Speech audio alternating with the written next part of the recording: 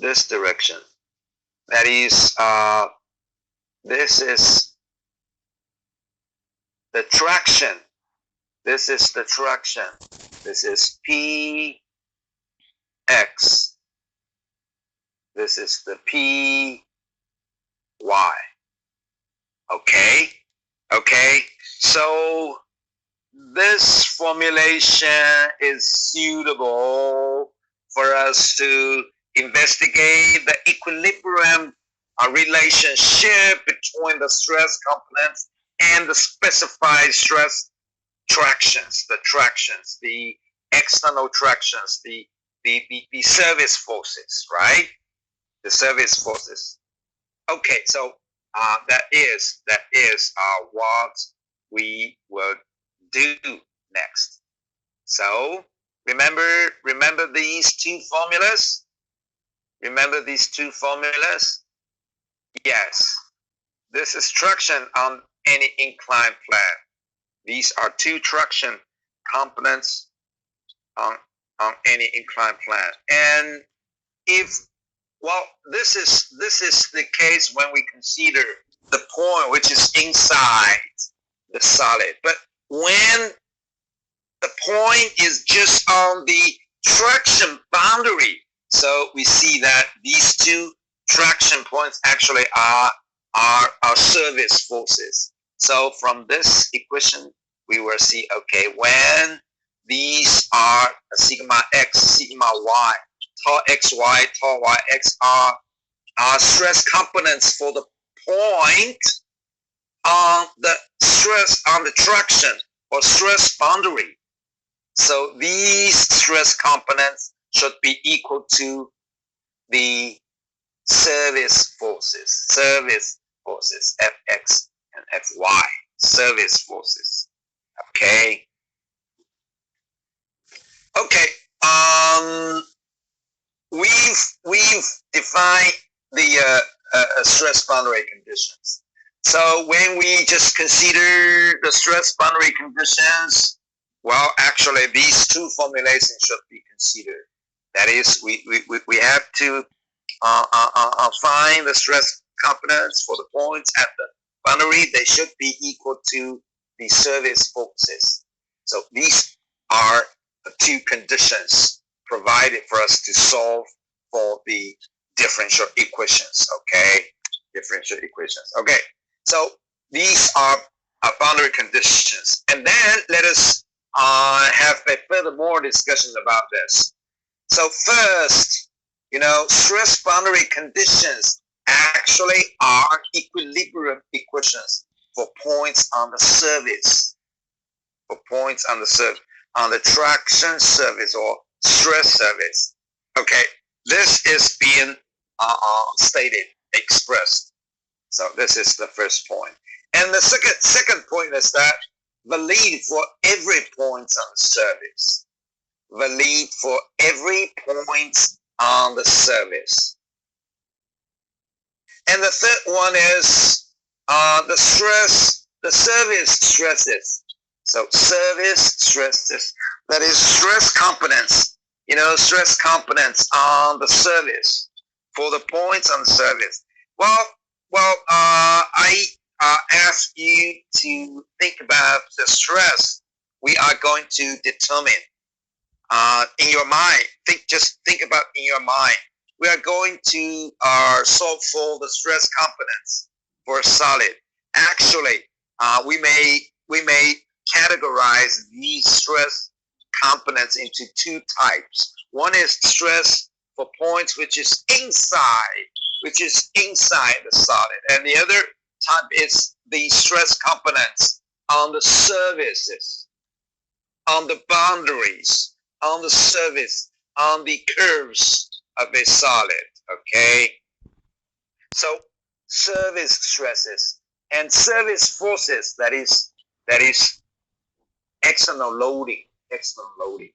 So actually the stress boundary conditions are relations between these two type of forces. Okay, and the force is sign convention. Okay, sign convention. pay attention that for the surface stresses, yeah, we have our own sign convention for stress components. Remember that? Remember that we may just say, okay, positive phase, positive direction, or negative phase, negative direction. So these two will define the positive stress components. Okay, so this is one side. On the other side, service forces, positive axis direction will give positive service forces. Okay, so pay attention to this sign convention. So in the stress boundary conditions, you have to follow the sign conventions for stress components and for service forces. That will define the correct stress boundary conditions. Okay. Okay. Next, I will show you some examples. Okay.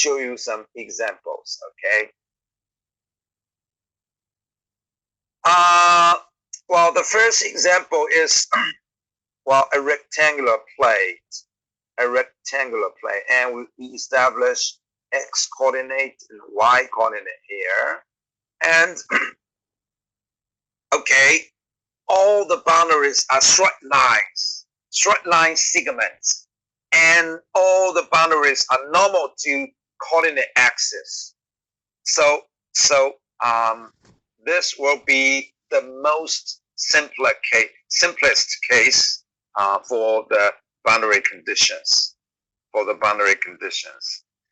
Okay, I may just write, okay, this boundary conditions, L sigma x plus m tau yx will be equal to P of Fx service and M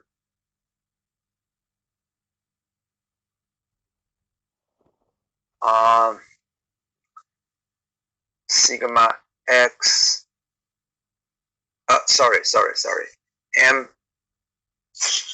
okay,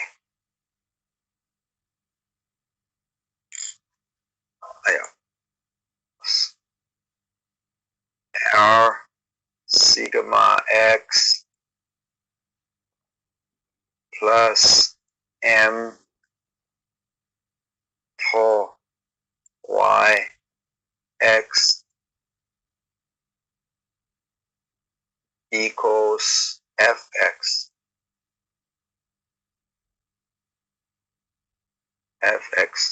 and L tau xy plus M sigma y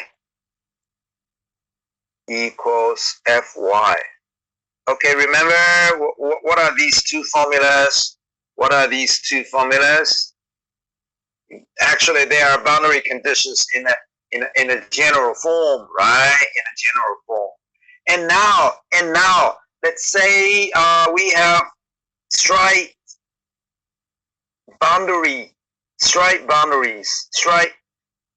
line boundaries, and boundary normal to coordinate axis. So you're fine, okay? For this point,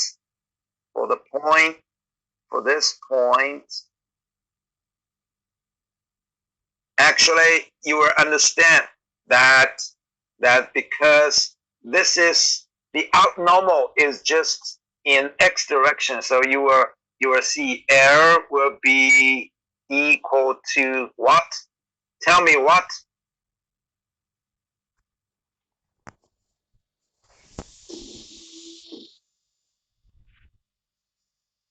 What will be L?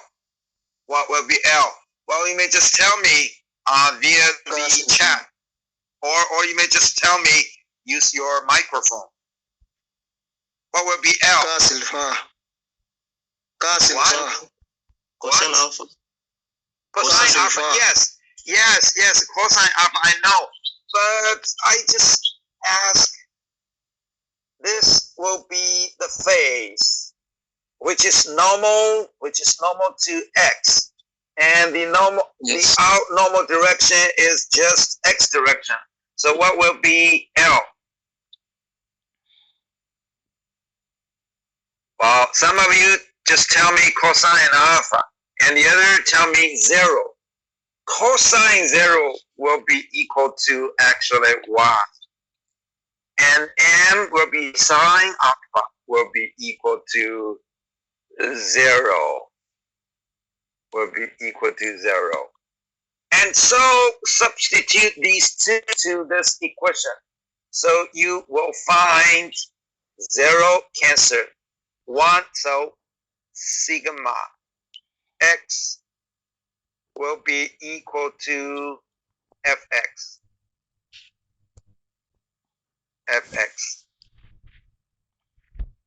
Okay, sigma x will be equal to fx. So remember, next, in your latering discussion, later, when you encounter a boundary which is normal to the x direction, which is the outnormal, which is the same as the positive x-axis direction, then you will have the form of this. So for normal stress, and another for tau xy will be equal to fy. Will be equal to fy.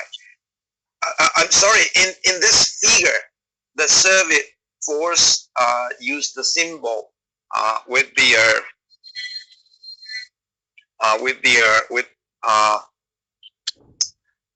upper bar, okay, upper bar. Okay.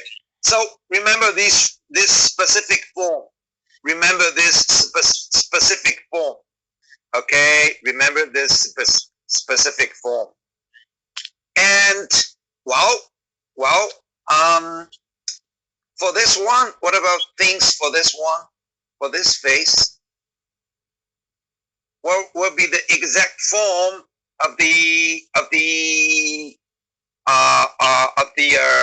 boundary conditions for this type of phases or boundaries? So the difference of these and this is that this is positive x phase, this is negative x phase. So what will be the difference between the boundary conditions for this one and this one?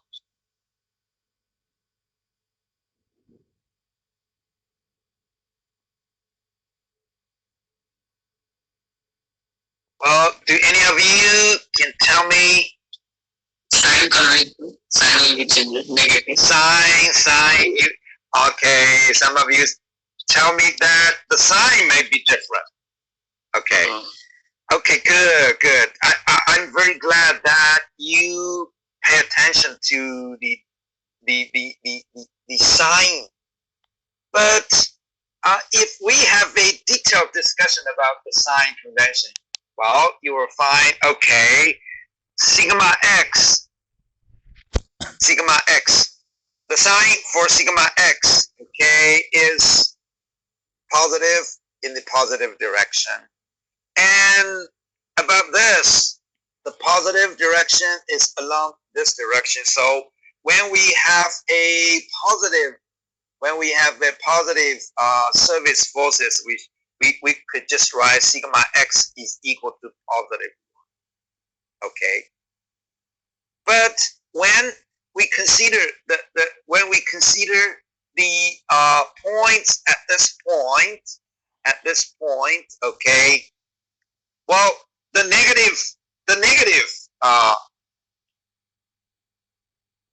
sign convention for sigma x is that this is negative, positive sigma x, positive sigma x, because this is negative phase, so negative direction will give the positive, we'll give the positive sigma x. So again, this is positive.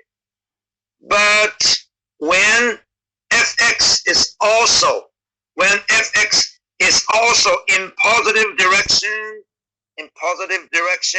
then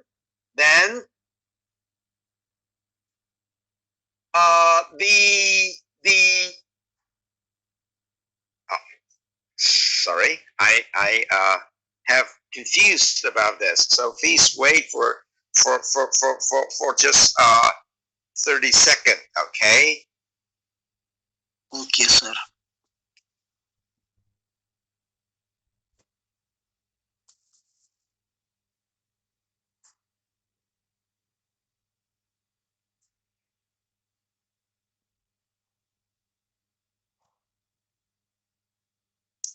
Okay. Okay, let's come back, okay? Because this is for the normal stress at this point, this direction is positive, and for this one, this direction is positive, but they are just the opposite direction. Okay, so for this, you should just write sigma x will be equal to minus fx. Sigma. Yeah, minus fx. So that means they have the different directions. So minus. Okay, but for the points at positive, they have the same. So they will have this form. For this, they will have this form. Okay, and the similar discussion to tau xy, to the tau xy. Okay, so this is the case when we consider the boundary which is normal to x axis. Okay, any questions? Any questions about this?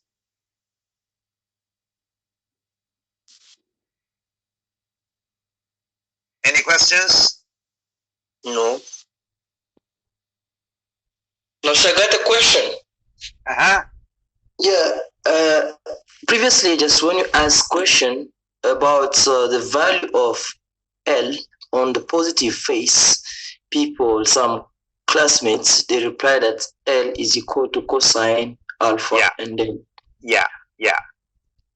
So where did you find this value of L is equal to cosine? Yeah.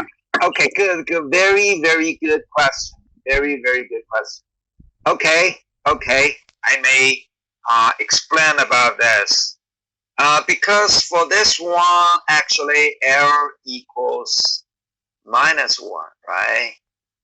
So M also equals 0. So substitute this. That will give L times sigma x equals fx.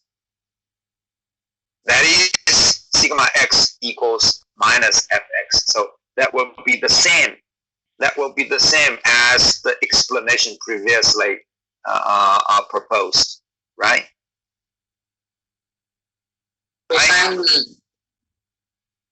Yeah.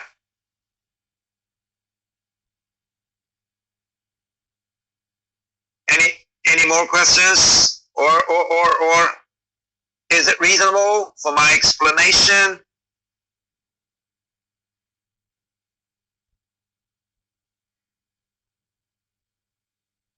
Is it reasonable for my explanation? Teacher, can you hear me? Yes, teacher. Yes. There are two apex in the same direction. There are two effects in the same direction. It groups the equilibrium rules. How is it possible? Well, actually, Actually, you should understand that we have to care about two things. One is the magnitude. Okay, they have to equal.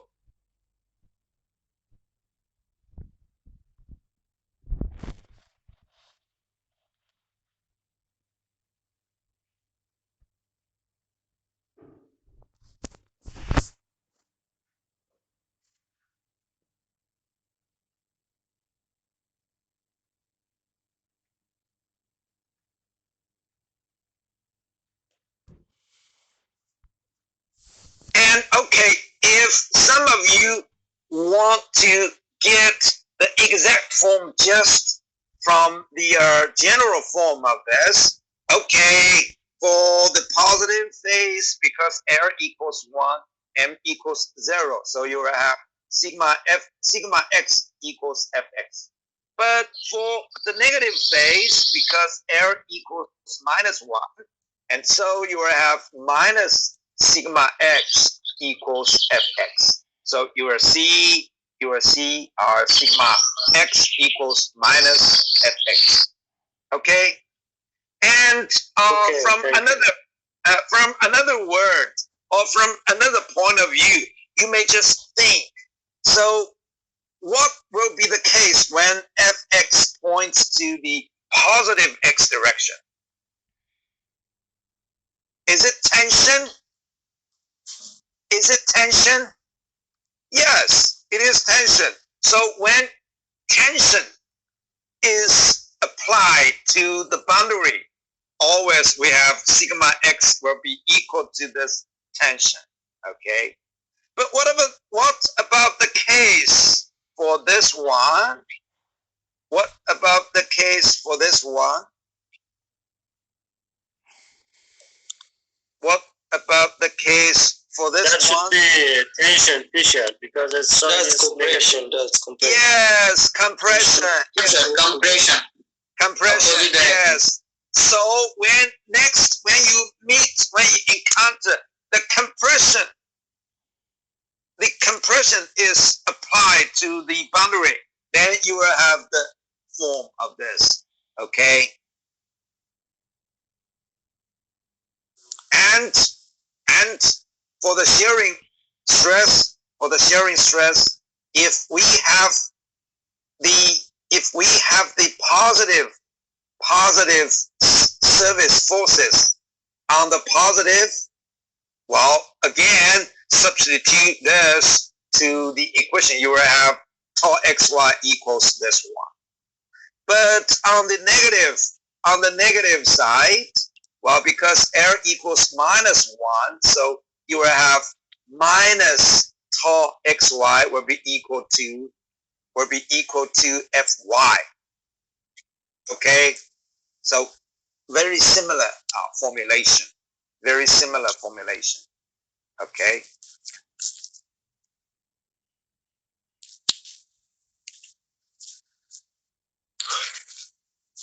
Okay. Any more questions?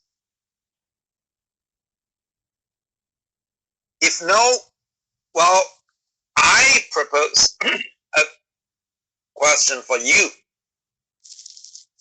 After class, please give the exact form of boundary condition for these two y faces. For these two y faces, okay? Okay. I repeat, please give the exact form of boundary conditions, stress boundary conditions for these two y faces. For these two y faces. Okay. Okay, actually, what I have written on the screen, well, actually is expressed here. So positive faces and negative faces. Okay, negative faces, just because they are different sign convention. Okay. Okay. Next, let us consider the boundary conditions for a circular boundary. And this time we just establish a polar coordinate boundaries. A polar coordinate boundaries. So just think about this for a while, and then let us discuss about it. Okay, I will leave you. I will leave you 1 minute to think about the boundary conditions.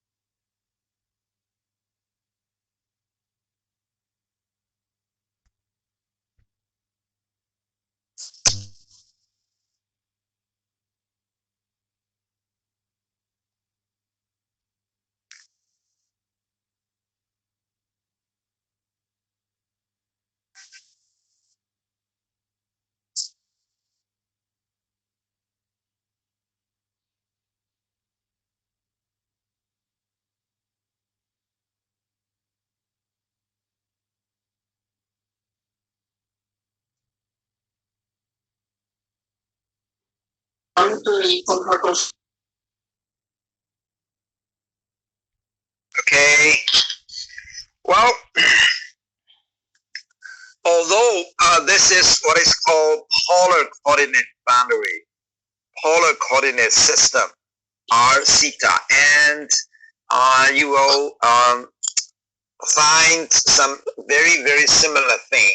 So these two directions are actually perpendicular to each other, right? Perpendicular to each other. So again, this is actually perpendicular or normal coordinate system. Normal coordinate system. So from the previous discussion, if the surface force is a tension, then you will have sigma r. You will have sigma r will be equal to Fr. Okay, and if you have the compression, then you could just write sigma r equals minus Fr, right? And similar thing for this service. For this service, that is, if we have tension, then you will have sigma theta will be equal to F theta, right? And if compression, negative. You could just write sigma theta will be equal to negative F theta. Okay, so that is the discussion for the polar coordinates. Okay, and okay, let's go on. Let's go on to this example.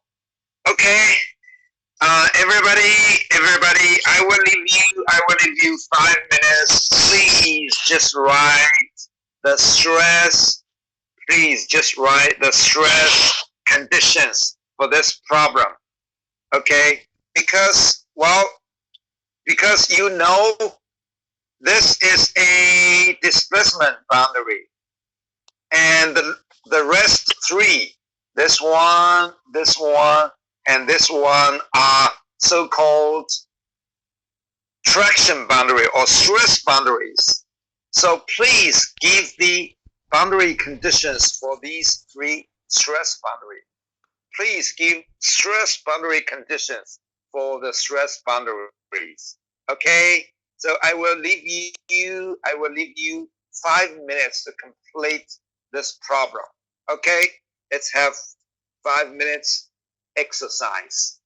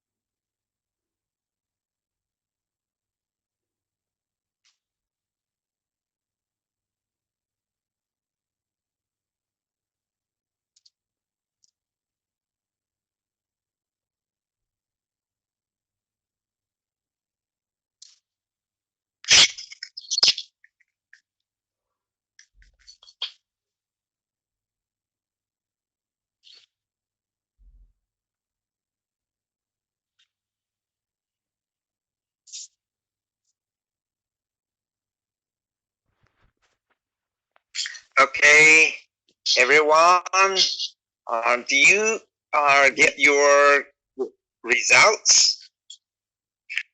Just give us more minutes. Give you more minutes? Okay, good. Yes, Because sir. we, uh, you know, at 11:25, we will have another 5 minutes break. So I will give you another 5 minutes for the computation. Then we will have no break. Okay.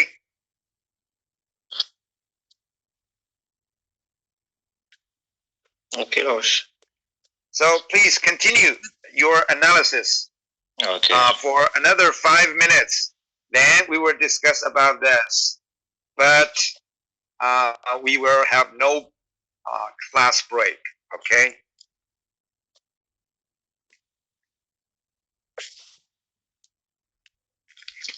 Okay, Rosh.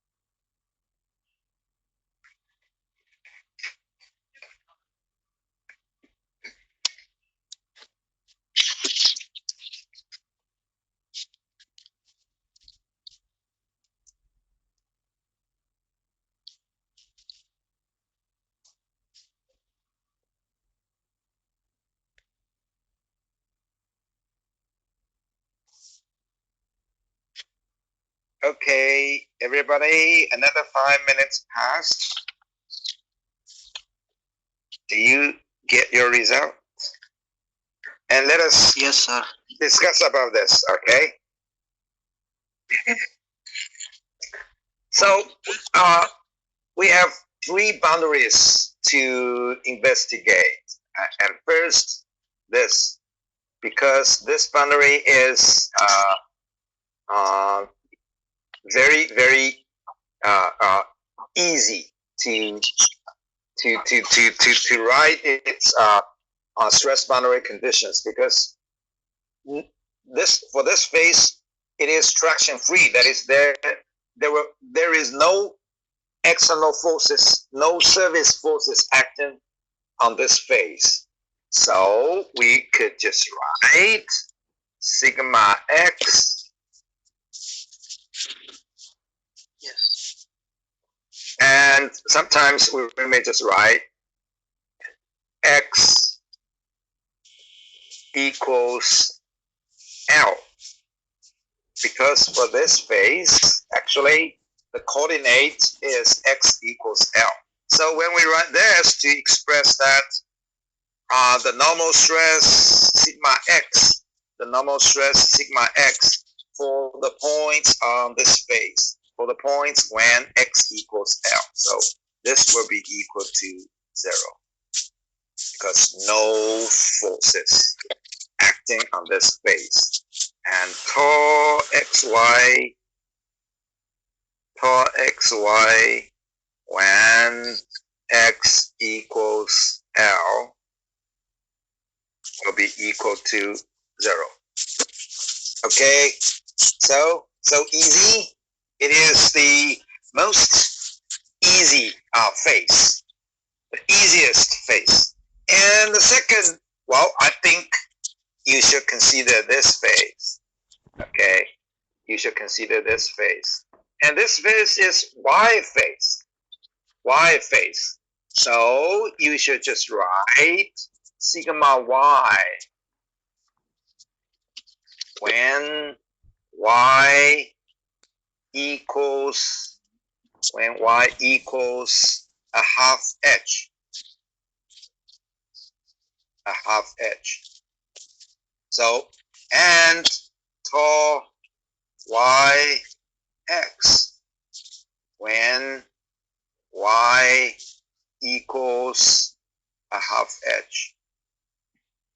So what we need to consider is these 2 stress components. So what about this? So pay attention to this phase, because no tensions or compressions on this phase, so it should be equal to 0. But it do have a distributed service forces acting in this direction. Okay, so this direction is pointing to positive x direction. So this is equal to, well, what will be the maybe Q0. Okay, sorry, I forgot to write the magnitude for this. Okay, Q0. Okay, Q0, because this is positive stress. This is positive shearing stress. This is positive service forces. So positive. Okay, positive. Okay. So any questions about these 2 conclusions? Sir, how sigma x equal to 0? No, sir. Sigma y equal to 0? Because no forces acting in this direction. In this direction, the external forces is 0. So sigma y should be equal to 0.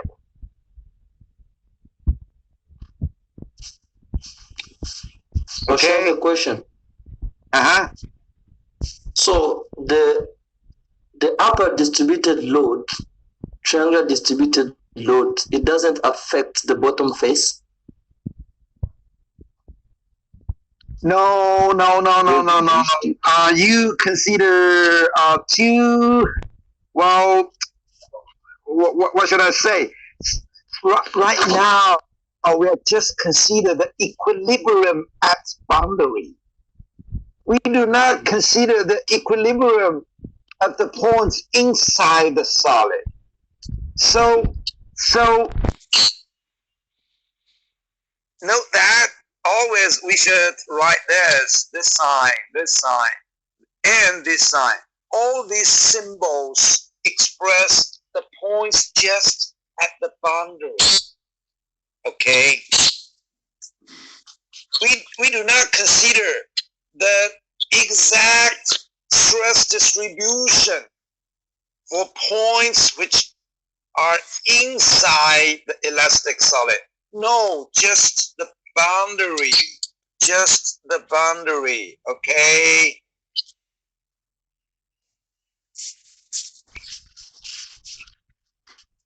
Okay, any more questions?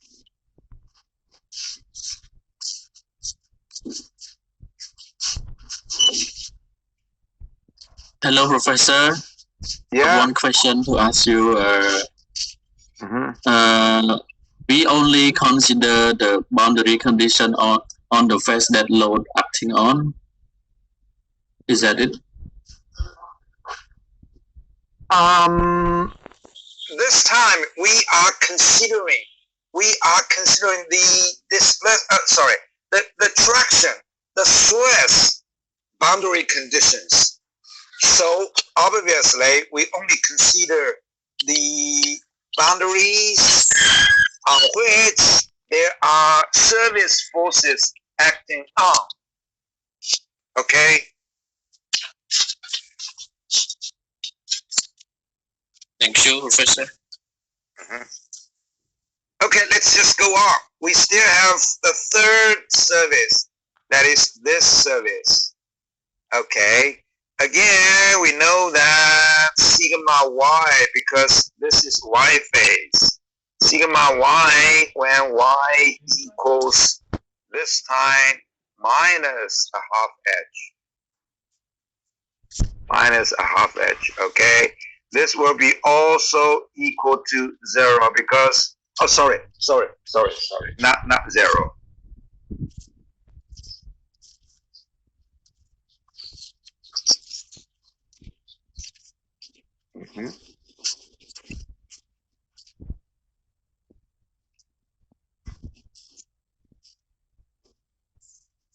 Okay, and this time it will be equal to the service forces. Okay, two things. One is magnitude and the other is direction. So direction first. Is it compression or tension? Compression. So compression, yes. So minus, right? And the second thing is magnitude. Is it a constant or uniformly distributed service forces? No. Uniformly distributed. Uniformly varying. Yeah, linearly distributed. Okay, so it could be equal to Q over L, that is the slope, times X. So that is the stress boundary conditions. Okay, as for the shearing force, so Yx when y equals a half h, because there is no service forces acted in x directions, so 0. Okay, so this is the discussion process, and next I will show you what I have done. Okay, so for x equals 0, because this is displacement. So I just write U when x equals 0, it must be equal to 0 because this is a fixed support. No displacement are allowed for the points on this side. Okay. Also, V is also equal to 0. So for the displacement conditions, x equals 0 for this phase, for this boundary, you will have displacement boundary condition.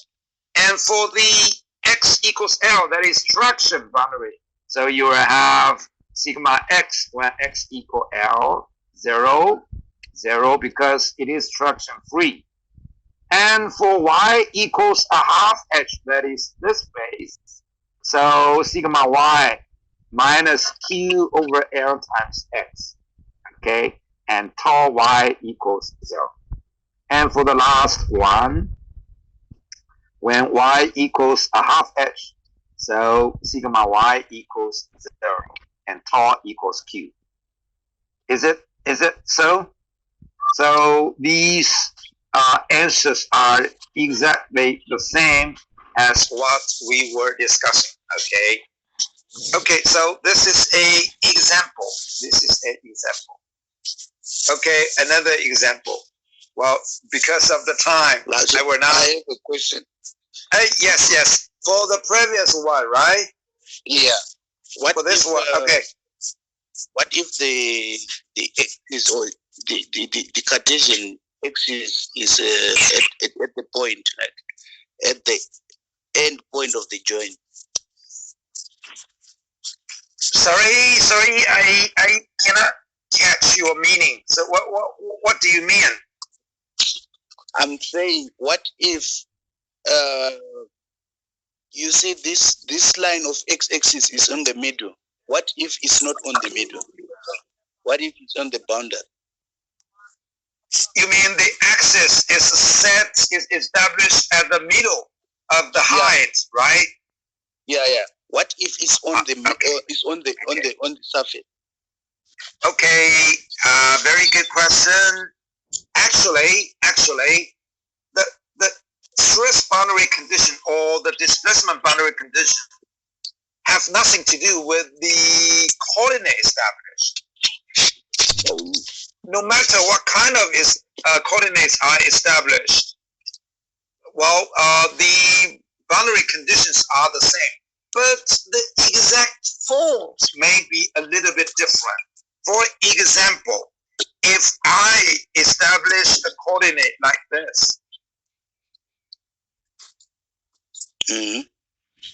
like this that. is x, okay, and this is y, okay, and then, well, the only difference is that when x equals L, not the same, but here when y equals 0, then y equals 0, y equals 0. So the others are the same. And for this one, y is not equal to a half h, but equals h. So y equals h. Y equals h. The other form will not change, will remain the same. So is it clear? Yeah, very clear. Loud and clear. Thank you. Okay, let's just go on into the next example. Well, just as I mentioned, I will not explain about this in a very detailed way. We will not have enough time to discuss about this. I just give you the final result. So y equals positive or negative b. So what are these two faces? Y here, b and b, because for the upper and lower bound, they are traction free. So all are the 0. Yes. And next, for positive a and negative a, the right and left bound. So we don't have shearing.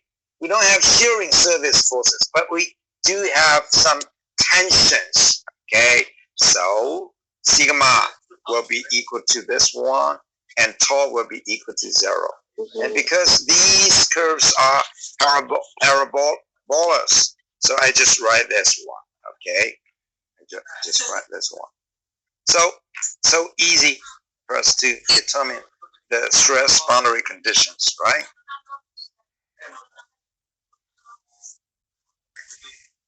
And okay, we've already discussed about two fundamental type of boundary conditions. One is displacement boundary condition, and the other is the stress boundary conditions. Actually, in the practical engineering, very often we may have the third type of the boundary condition, that is mixed boundary condition. Mixed boundary condition. So in your mind, you may think mixed boundary condition. That is part of boundary condition is stress boundary condition, and the rest is displacement. But actually, we have some other type. So totally, there are two mixed boundary conditions. One is some portions of boundary is displacement boundary. The other portion of the boundary is stress boundary. This is just what you have already thought. But we do have some other things. In one direction, well, we have non-service forces. But for the same portion of the boundary, but in other direction, the non-displacements are specified, are prescribed. So for the same portion of the boundary, in one direction, stress, the other direction, displacement. So you will have some example. Okay, this is the first, that is, this portion is stress boundary. But for this but for this portion, it is displacement portion. So stress boundary, displacement boundaries are mixed conditions. But for the second one, even for this same boundary in x direction, no displacement are allowed for every point. No displacement are allowed. But for this direction, no service forces in y direction are specified, are applying to this boundary. So you see we have mixed boundary. So for x equals a, x equals a equals 0. There is no displacements are allowed. But in other direction, no shearing stresses is prescribed, right? So that is the mixed boundary. Okay. These are some problems which leave for you to discuss after class. Okay. And well, sometimes we have some interface conditions. For example, embedded fiber or rod. So this is one type of material. This is the other type of material, but we have some interface here.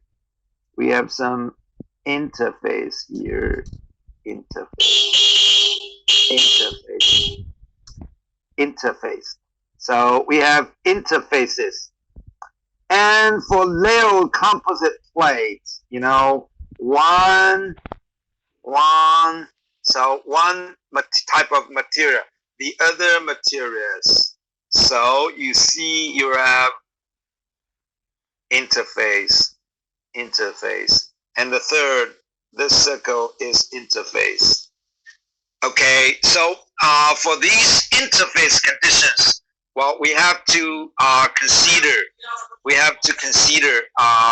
the what is called interface conditions, because for this material you may give the governor equations, and for this another type of material you may list the governor equations.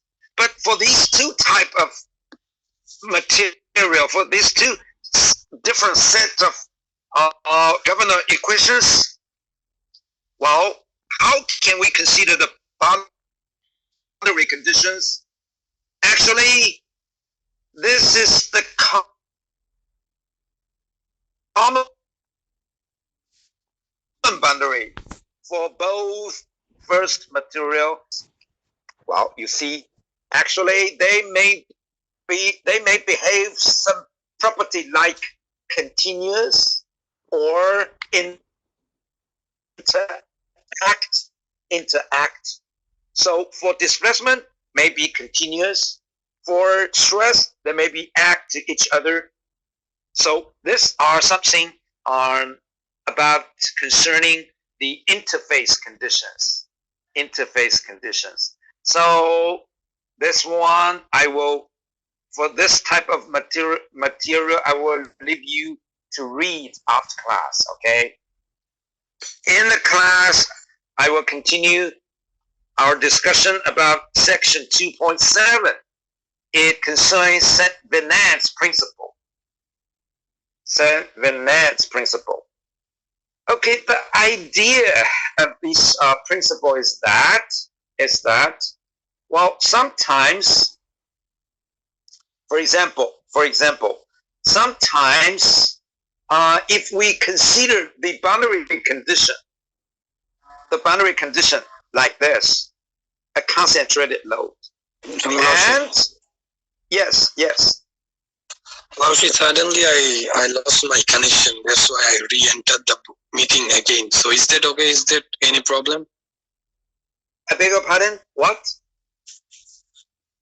Suddenly I lost my connection, internet connection. So that's why I re-entered the meeting again now. So is that okay? I say. Yeah, yes, it's okay. I've already recorded this class, and I will send this record file for every of you. You may just read, okay? You may just listen or watch, okay? Okay, Larson. Okay, let me continue. So this is one case. This is another case. And for this boundary, when you just write the boundary conditions, well, it will very, very easy for you to write. But for this one, okay, it is so difficult for us to give the exact form of this boundary conditions.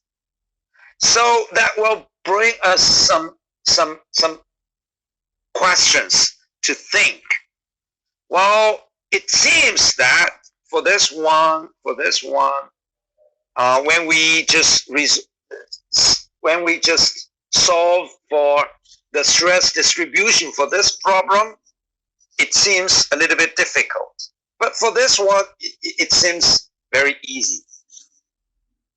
And through the further investigation, and we find that actually the stress distribution for this one and for that one are much similar, or they will have some very, very similar property for the distribution of these two problems.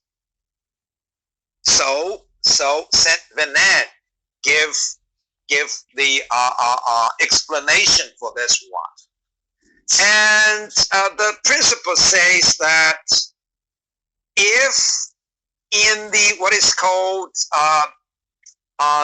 short boundary of the or small boundary of the structure, and if we use two equivalent system of the force, you see, because the whites of this is V, and uniformly distributed. So the resultant force for this surface force is the same as F. So they have the equivalent, statically equivalent force acting on the small boundary, and then beside the small neighbor area of the small boundary, the direct neighbor area of the small boundary, beside this area, for the rest, for the most part of the structure, they will have the same stress distribution. That is to say, the change of the surface forces for the small portion of the boundary will not change the stress distribution for the places which are far from this boundary. So that is the main idea of Saint Venant's principle. Okay. So you will read here, if a system of forces acting on a small portion of the surface of an elastic solid,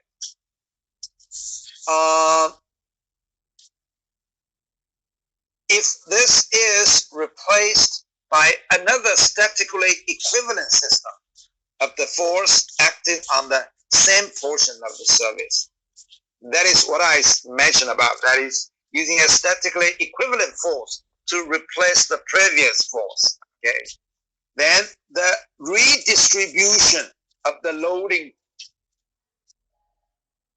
produce substantial changes in the stress only in the immediate neighborhood of the loading.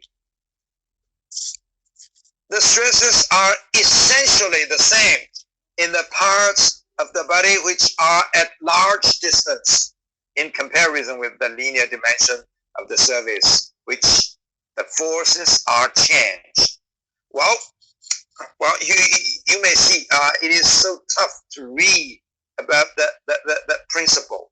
But if I use this figure to express the principle, that will be so visual and so easy to understand. Okay, so you see small portion, large portion. Okay, for the small portion, if we replaced this force by this one or by this one, and you may understand all the forces are equivalent, statically equivalent. So one force is replaced by the static equivalent forces. Okay, the change will take place at the area which is immediately neighborhood area with the small portion of the boundary. Okay, so that is to say, sigma 1 is not equal to sigma 2, is not equal to sigma 3. In the direct neighborhood of the area, the stress are not the same. They will change. But for the stress, which is far from the small portion, that is sigma 4, sigma 5, and sigma 6, they are approximately equal to each other. Okay, so this is one thing. And for the other thing, okay, well, for this very small portion of the boundary, so when this force is replaced by this force, then sigma 1 is not equal to sigma 2, but sigma 3 will be equal to sigma 4. Sigma 3 will be equal to sigma 4. So that's the explanation of the Venant principle. Okay, understand about this principle?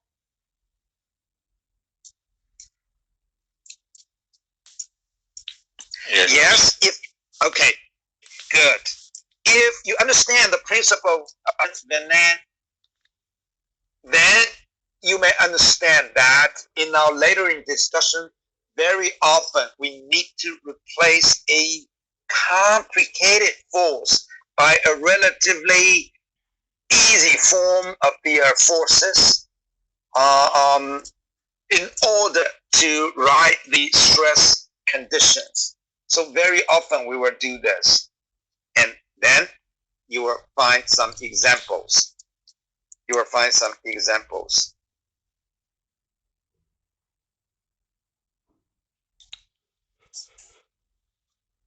Okay, first you will read here.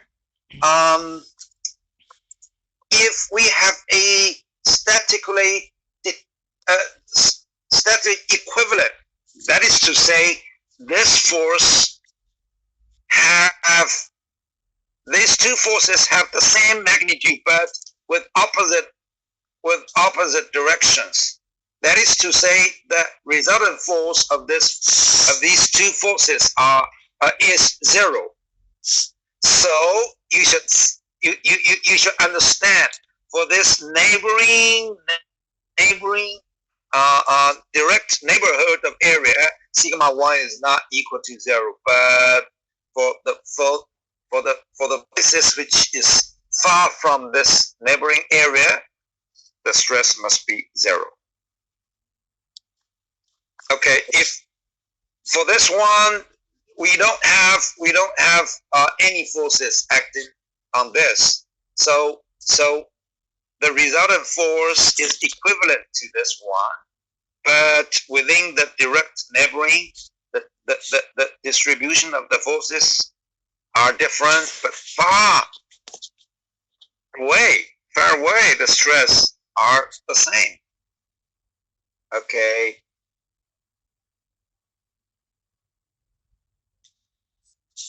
Okay, they are the same. Okay, next, let us show some examples that we use the Binet principle to replace a complicated force with its relatively easy form to write the stress distribution. For example,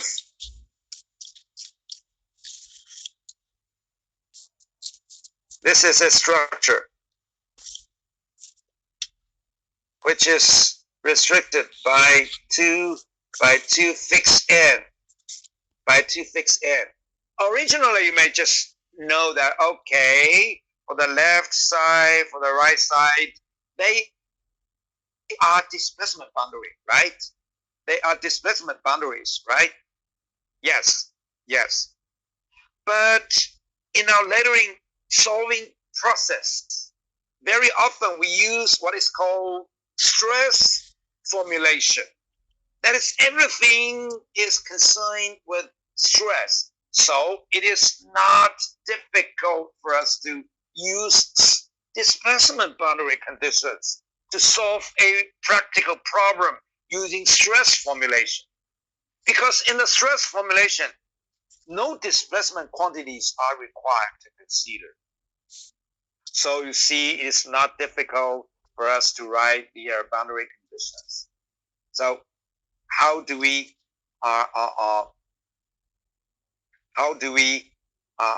solve for this problem?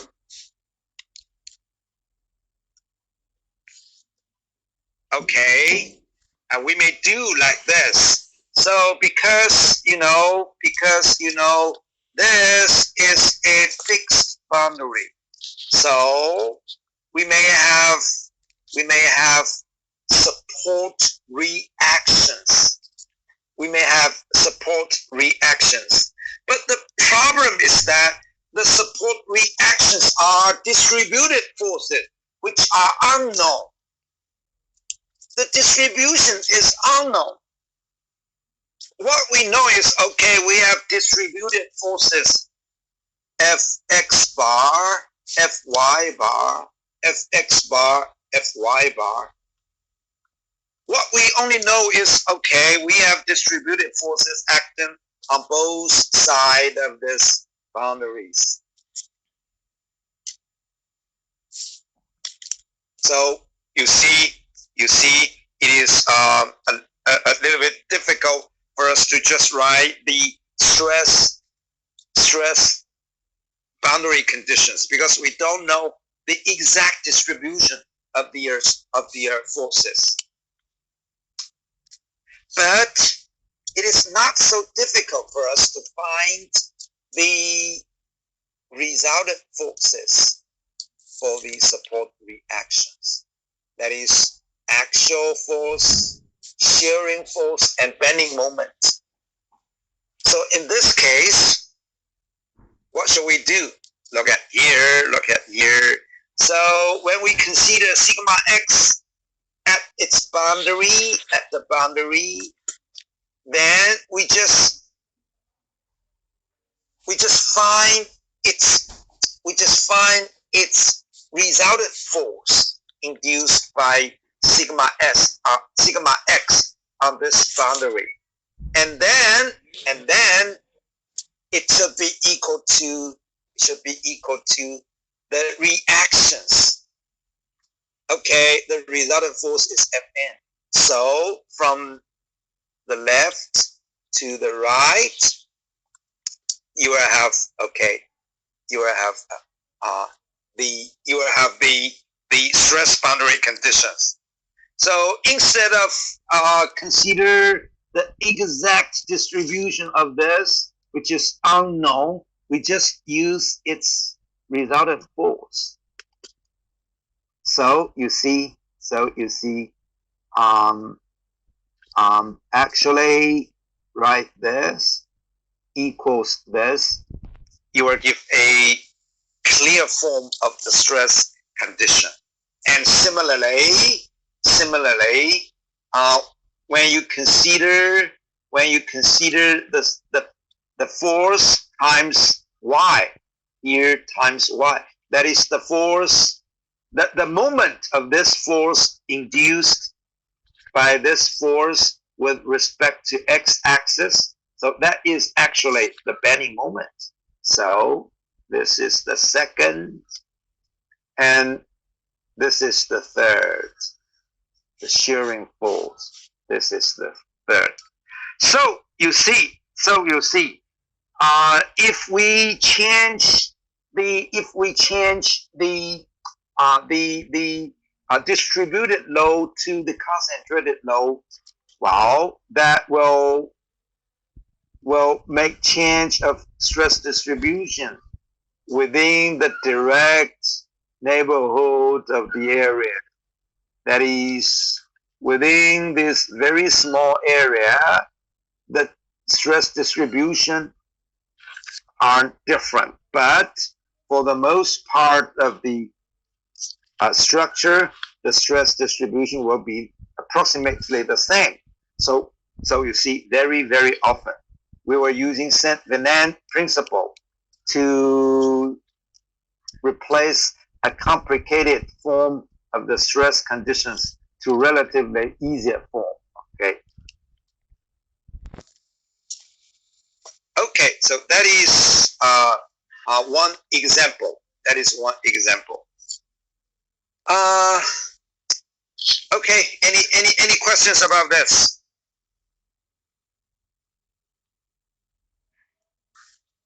Any questions about this?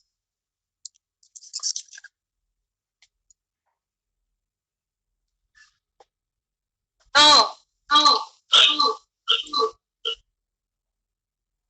Okay, if you don't have any questions, then so much for today's class. See you next time, okay? On next Wednesday morning. Thank you, Lordship. Okay, bye-bye.